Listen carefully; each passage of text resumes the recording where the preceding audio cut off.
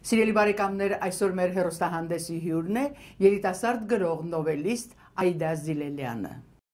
Aida Zilelian is a New York writer and English teacher.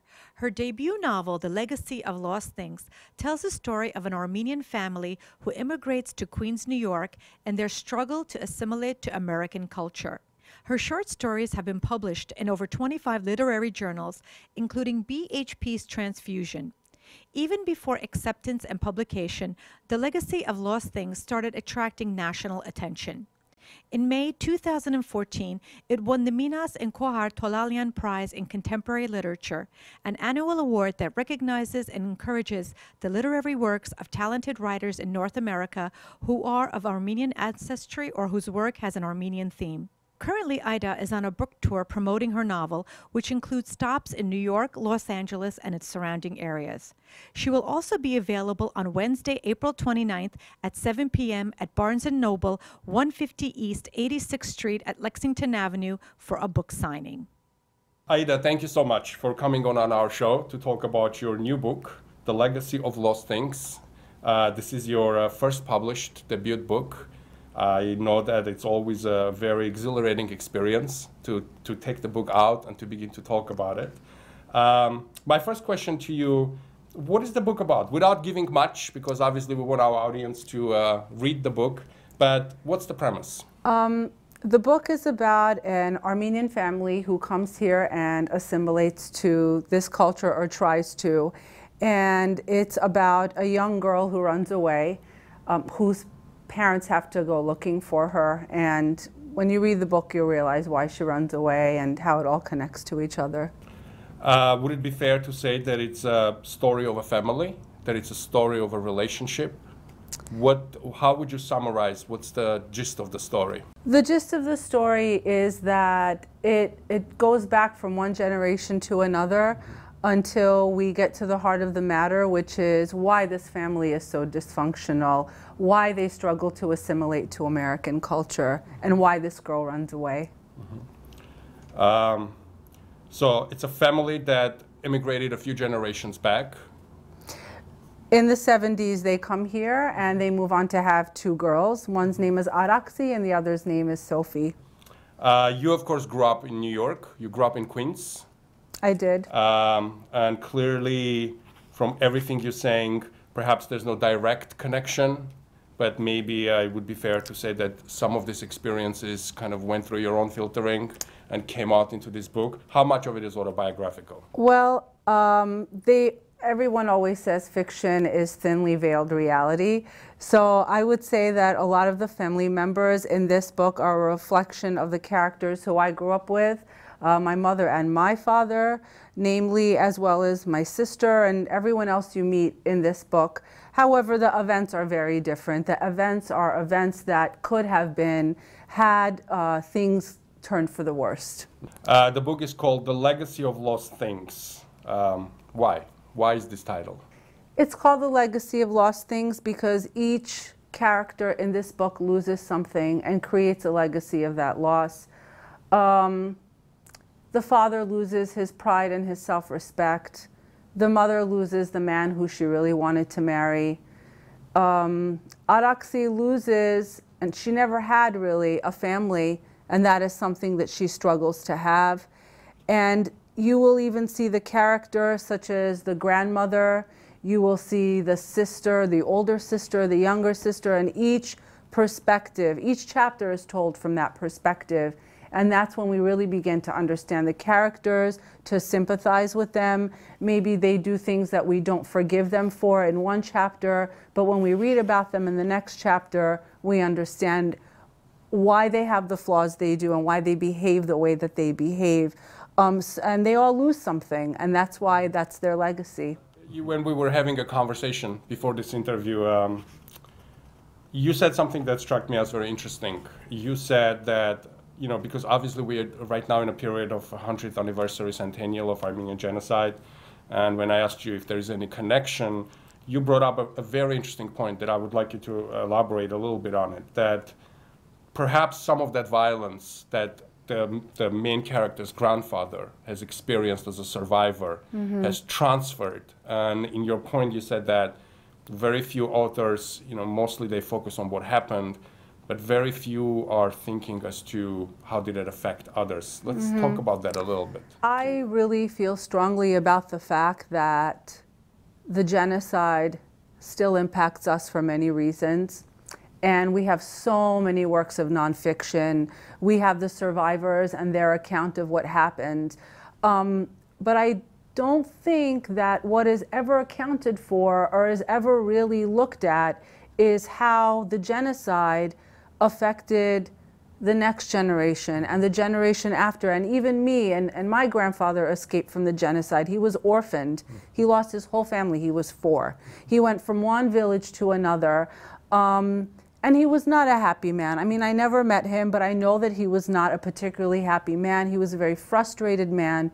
And I think that it's really important to recognize that theme of escape, that theme of violence, when you lose something that's so, I can't even imagine what that was. Yeah. And what that has to do to you and what you unconsciously pass on to your son. And what your son may pass off to their daughter, that would be me, or anybody else in my situation, that is a struggle. That is something that we inherited, that loss. The shadow of the genocide, I feel it. Yeah, without any question. It's certainly it's a burden that you carry with you, and it is generational, moves with you, no matter where you go. How much of the conflict in a story has to do with trying to fit into an American way of life? Is there, because there's something that always interests me is how we have this generational divide, right? We have our parents that they are kind of clutching to the, because we have Beirut, we have Romania, we clearly have this idea of immigration. And then what happens to the kids that are born here? They rebel because they can't match. Do we have that conflict in here? Definitely. The only difference in this is that they are so terrified that they obey. And so the rebellion in Araksi builds because she's so good and she's so sweet and she's so kind, but inside it's building and we don't see it coming, and they wake up and she's not there anymore. So I know for me, you may not have felt this way, but I know for me, I never knew what American customs to adapt to, what Armenian traditions to hold, what was okay to let go of. And it's funny because a lot of the people my age who I grew up with had none of these issues. This was just me, and I felt very alone in that. They didn't struggle with this. And I don't know if that's common. I don't know if it's maybe they didn't talk about it and I was more vocal, hence the book. But definitely they live in a bubble. First, I should say that you're a novelist, and therefore you have this conflict in you. That's just how novelists are. Yes. Many of us have experiences that we can articulate or can't even be aware of it. But luckily we have talented writers like you that can articulate and give it a voice, give it a spirit. Thank you. This is something that just kind of struck me as interesting, and I wanted to bring it up in our conversation. In the beginning, you have a nice little poem, which I'm actually very tempted to read. Perhaps I should. It says, "I run after myself, incapable of ever reaching or catching what I seek. And this is what is called want and longing, or garot." And this is Baruch Sevag. Why is this here? Because Baruch Sevag was a more modern writer. He was not martyred in the genocide, and I thought it was really important to choose an Armenian writer who could offer us a fresher voice. The old voices of the martyred poets and philosophers are so important, and I think that again they tend to overshadow a poet like Baruch Sevag, and I thought it was very important also because it ties in with the book that because they all want There's a something. longing. Yes, they have this gado, this longing for something that they can't have because, hence the title, they lost it. They never had it to begin with. And so they keep chasing after something that, it's like a shadow that keeps disappearing. Every time you think you can touch it, it leaves. Does the book offer a solution to overcome this shadow? It does. It definitely offers a realistic solution instead of this lovely bow at the end that makes it perfect. It's not perfect. And I do want to say that one of the reasons I wrote it is because the first novel that I wrote, this was not my first novel. The first novel that I wrote is written from Araksi's perspective when she runs away. So it would be considered more of a young adult novel with crossover adult appeal. This is what they call it now, the literary agents, but it is true. And at the end of that first one that I wrote that has not been published yet, there is no resolve, which I think is one of the reasons why a lot of people didn't want to touch it. So this one does end. There is resolution in the ending, but it's not a neat resolution. How hard was it to write this? Because I'm assuming that you had to, unlock some doors, perhaps some memories.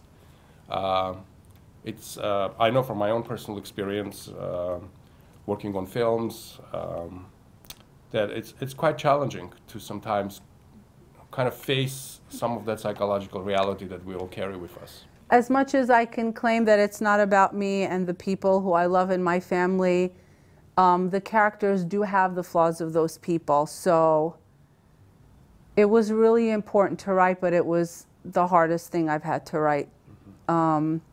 And it's like watching a movie that you love, but that breaks your heart and you say, that was so great and I never want to see it again. That's what it was like to write this. I don't ever want to, thank God it's written, because I never want to write this again. It was very hard. When you meet the author, you realize what a tremendous amount of dedication and labor this is. I know that writing is probably one of the hardest art forms there is, because you sort of face with your own reality and you have to manage to make sense out of it, which is quite challenging, to say the least.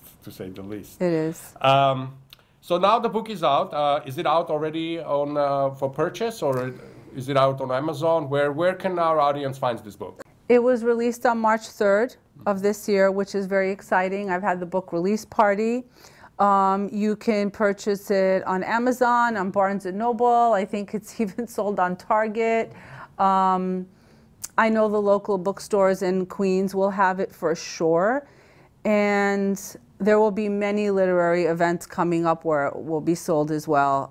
The Armenian organizations in New York are being kind enough to sort of combine forces and do a literary presentation for me in the early summer or the late spring. Excellent.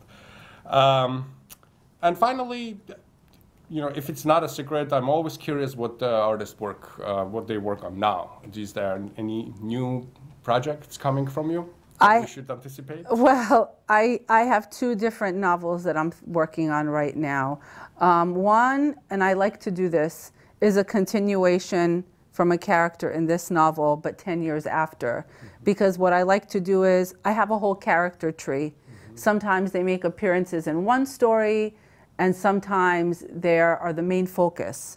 So I'm going to be taking one of these characters 10 years after and developing that. But I also have another idea for a story that goes back and forth from time, from America, present day, to Armenia 100 years ago. Wow. And I'm thinking about that idea too and working on it. All right. All of it sounds wonderful. Very much looking forward to seeing new books. But of course, for now, The Legacy of Lost Things, available online on Amazon and different outlets where the books are sold. And of course, it's wonderful that it's available in Barnes & Noble, and it's available in even perhaps small bookstores. That's just something so refreshing, because that does not happen very often these days. And you heard from our wonderful author that she's going to have a book signing coming up here in New York City. So we encourage you to see, and thank you so much for this conversation. Thank you so much for having me. Thank you. Thank you.